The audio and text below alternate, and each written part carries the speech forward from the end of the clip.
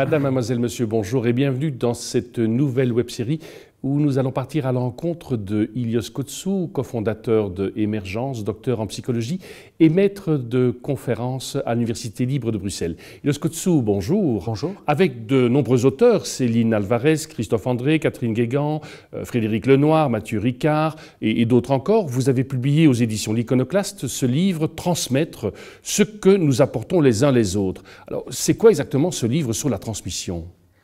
Alors ça a été une belle aventure et un thème que nous avons trouvé important parce que la transmission est au cœur de notre vie d'être humain. Nous sommes des êtres de culture, nous sommes des êtres qui transmettons. Et transmettre quelque part, c'est être entre recevoir et donner. C'est ce mouvement qui va de recevoir à donner. Nous avons tous reçu énormément et puis nous redonnons. Et ce mouvement, c'est la transmission.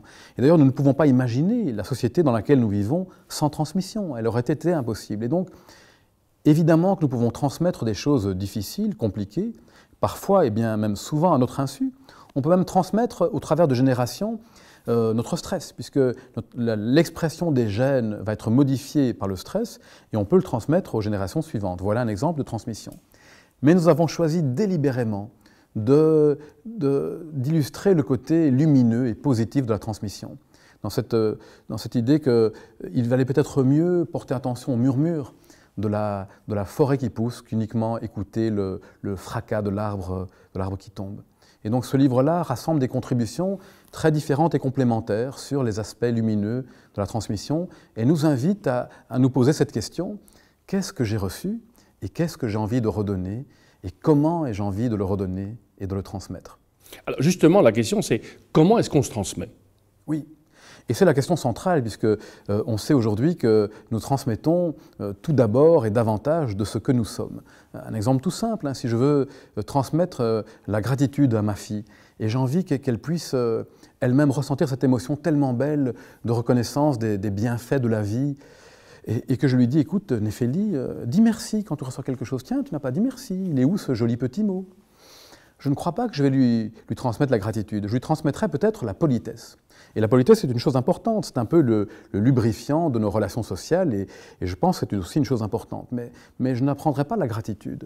Le seul moyen, je crois, que j'ai de lui transmettre la gratitude, c'est moi-même ou sa mère ou notre environnement, de nous-mêmes vivre la gratitude. Et c'est uniquement lorsque nous incarnerons cela que nous-mêmes nous éprouverons de la gratitude, que nous-mêmes nous dirons merci.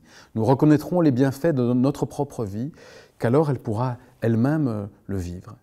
Il y a une citation, je vous la laisse la citer parce que je la trouve très très belle dans votre livre. C'est Seidel-Max, un ami psychiatre, qui dit « Lorsqu'on prêche le respect à un enfant, on ne lui apprend pas le respect, on lui apprend à prêcher. » Et si on veut vraiment lui apprendre le respect, la première et la seule chose à faire peut-être, c'est de lui montrer le respect et de lui montrer du respect. Et c'est en le respectant qu'on va construire les bases d'un respect chez cet enfant-là. Les exemples sont multiples vraiment et qui nous montrent à quel point les modèles dans nos vies sont importants. On peut commencer par une chose toute simple, à quoi nous sommes exposés, par exemple, à travers les réseaux sociaux, la télévision, les écrans et ainsi de suite. Il y a une expérience qui consistait à montrer à des mamans qui allaitaient leur bébé des exemples de comportements généreux, prosociaux et ainsi de suite. Et donc, imaginons qu'on montre à ces mamans la vie de Saint Vincent de Paul, par exemple. On a remarqué qu'être exposé à un modèle comme celui-là avait un effet jusqu'au niveau biologique. Non seulement les mamans, ça influençait leur relation avec leur enfant, mais ça allait augmenter, favoriser la production d'une hormone qui s'appelle l'ocytocine, qui elle-même avait un effet sur la sécrétion de lait. Incroyable. Et donc, les modèles influencent notre être jusqu'au niveau purement biologique. Et ça montre à quel point c'est important. Aujourd'hui, au travers de la télévision, par exemple, nous sommes exposés à énormément de choses très compliquées. On sait qu'un enfant, à l'âge de 8 ans, à l'âge de 12 ans, a vu plus de 8000 meurtres à la télévision. Est-ce que réellement, c'est le monde dans lequel nous vivons? Et regarder le monde de manière réaliste, c'est aussi pouvoir se rendre compte qu'il y a autour de nous énormément de générosité, d'altruisme, de beauté, et ainsi de suite, et qu'il y a un biais de négativité, c'est normal, le besoin de survie fait qu'on est davantage exposé peut-être aux choses qui pourraient nous menacer, contrairement aux choses qui pourraient nous élever ou nous faire du bien. Regardez ici, ni vous ni moi n'avons frappé l'autre pour l'instant. Si ça devait arriver, eh bien, je suis sûr qu'on en parlerait beaucoup et pendant longtemps. Pourtant, le fait que ça se passe bien entre nous va passer tout à fait inaperçu, c'est normal. Et c'est ce que Mathieu Ricard appelle la banalité du bien. La plupart d'entre nous, on se comporte de manière juste, décente et même généreuse la plupart du temps. Et les choses qui sont difficiles, qui existent malheureusement, les violences et les difficultés sont toujours des choses de trop et tragiques et dramatiques. Mais elles arrivent moins souvent que ce qu'on veut bien rapporter. Et donc il est important, je crois, de souligner de manière importante pour pouvoir transmettre ces choses belles et positives. La banalité du mal, elle a peut-être existé, et elle existe, c'est important aussi de parler de banalité du bien. Mais qu'est-ce qui fait que l'être humain, quand même, parfois, se délecte dans une certaine presse de caniveau, etc., dans certains médias qui annoncent que des mauvaises nouvelles? Pourquoi est-ce qu'on recherche ça aussi? Et qu'on nous dit, oui, mais si on annonce des bonnes nouvelles, on ne nous écoute plus ou on ne nous lit plus. Comment est-ce qu'on explique ça? Je crois que c'est très simplement par ce besoin de survivre. Et donc, les bonnes nouvelles ne sont pas des choses qui nous menacent, alors que les choses compliquées, elles pourraient avoir un impact potentiellement dramatique sur nos vies. Et si on regarde l'histoire de l'évolution, il y a eu des moments dans l'histoire de l'évolution où réellement nous vivions dans un environnement où nous pouvions être menacés tout le temps, par les animaux, par la nature et ainsi de suite. Et on a gardé, je crois, ce biais pour le négatif qui a une fonction positive. Après, la question, c'est de se dire, on voit les effets que ça a, comment est-ce qu'on peut justement, parce qu'on sait qu'on est déjà attiré par ça, ne pas nourrir ce côté-là. Vous connaissez cette histoire du vieil Indien qui est dans sa tente avec son petit enfant et il entend autour les loups qui hurlent et l'enfant a peur.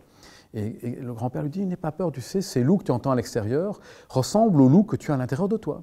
Ah bon, lesquels sont ces loups, grand-père, dit l'enfant. Et le grand-père lui dit, il y a d'abord un loup qui est le loup de la violence, le loup du jugement, le loup de la stigmatisation, le loup, et ainsi de suite. Et il se bat avec un autre loup, le loup de la générosité, le loup de l'ouverture, le loup de l'altruisme, le loup de la gentillesse. Et l'enfant dit, mais grand-père, mais s'ils se battent, lequel des deux gagne à la fin? Celui que tu nourris, dit le grand-père. Et je pense que c'est là la question, que nourrissons-nous au niveau individuel, mais aussi au niveau collectif? Quels sont les exemples que nous montrons? Comment nous comportons-nous, par exemple, envers les réfugiés? C'est un sujet fort d'actualité. C'est aussi quelque chose qu'on va transmettre à nos enfants, mais aussi aux générations futures. Et les études de ce qu'on appelle le phénomène de la contagion sociale nous montrent, et c'est très optimiste, que nous avons une influence sur les personnes autour de nous, même que nous n'avons jamais rencontrées. Et donc jusqu'à 3 ou 4 degrés de séparation, nos attitudes et nos comportements vont influencer nos amis, les amis de nos amis, mais aussi les amis des amis de nos amis. Et donc, dans les réseaux sociaux, les comportements généreux et prosociaux vont se répandre comme une forme de virus positif. On sait que si en sortant d'ici, l'un d'entre nous est témoin d'un geste prosocial, comme quelqu'un qui aide une personne à monter dans le bus, quelqu'un qui ramasse ce que quelqu'un a laissé tomber par terre, et ainsi de suite, on sait simplement le fait d'être témoin de cela va augmenter de 50% la probabilité que nous nous comportions aussi de cette manière-là par la suite. Pourquoi? Ça nous fait ressentir un sentiment qu'on appelle l'élévation. Et ce sentiment a un très beau nom puisque c'est vraiment une émotion qui nous élève. Pourquoi être témoin d'actes comme ceux-là en regardant autour de nous ce qu'il y a de beau, de généreux, de juste, en lisant des histoires comme celle de la vie de Mère Teresa, de Nelson Mandela, de Martin Luther King, ça va non seulement nous faire du bien, mais ça nous donnera l'envie d'être à notre tour une personne meilleure. Et ça va réellement nous motiver à agir de manière plus juste. Et donc ça entretient quelque part, un petit acte peut avoir des conséquences énormes en termes d'impact positif. Si je comprends bien, finalement, la véritable transmission, elle se vit par contagion. Exactement. Et comme elle se vit par contagion, elle nous interpelle dans notre cohérence au quotidien, non pas dans une forme de nouveau d'idéalisation, mais en nous disant, tiens, au fond, qu'est-ce qui est important pour toi? Qu'est-ce que tu as envie de transmettre? Dans quel monde as-tu envie de vivre? Et comment est-ce que tu peux, dans tes petits actes, tes petits gestes du quotidien, déjà incarner? Comment peux-tu incarner aujourd'hui, en réalité, le monde que tu as envie de voir demain? Comment, dans ta manière de regarder les autres, de les traiter, tu incarnes déjà ce monde que tu voudrais voir demain? Ce qui veut dire que quelque part, à notre niveau, j'imagine que je suis en train de lire des journaux sur tablette, je n'ai qu'à cliquer sur des articles de bonnes nouvelles pour que quelque part ceux-là, avec les algorithmes sont là, les gens vont plus ir là et voir que tout d'un coup, certains articles sont plus lus parce que ça ne répond plus aux attentes des personnes. Donc il y a une responsabilité.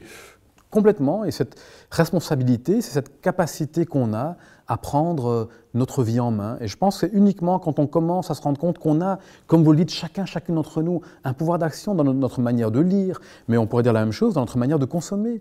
Que consommons-nous? Est-ce qu'on va choisir plutôt de favoriser des produits qui sont éthiques et ainsi de suite? C'est déjà une forme de transmission que nous avons là. Et évidemment, dans notre manière de traiter les autres, Christiane Singer disait que la transmission, c'est ce regard porté à l'autre qui fait qu'en lui surgit le meilleur de lui-même. Et c'est donc choisir de regarder, de soigner ce côté lumineux qu'il y a en chacun, chacune d'entre nous. Ilse Kotsou, merci beaucoup. Je rappelle donc ce livre, Transmettre ce que nous apportons les uns les autres, aux éditions L'Iconoclaste. Merci. Nous arrivons au terme de ce premier magazine. Merci d'être resté avec nous. À très bientôt.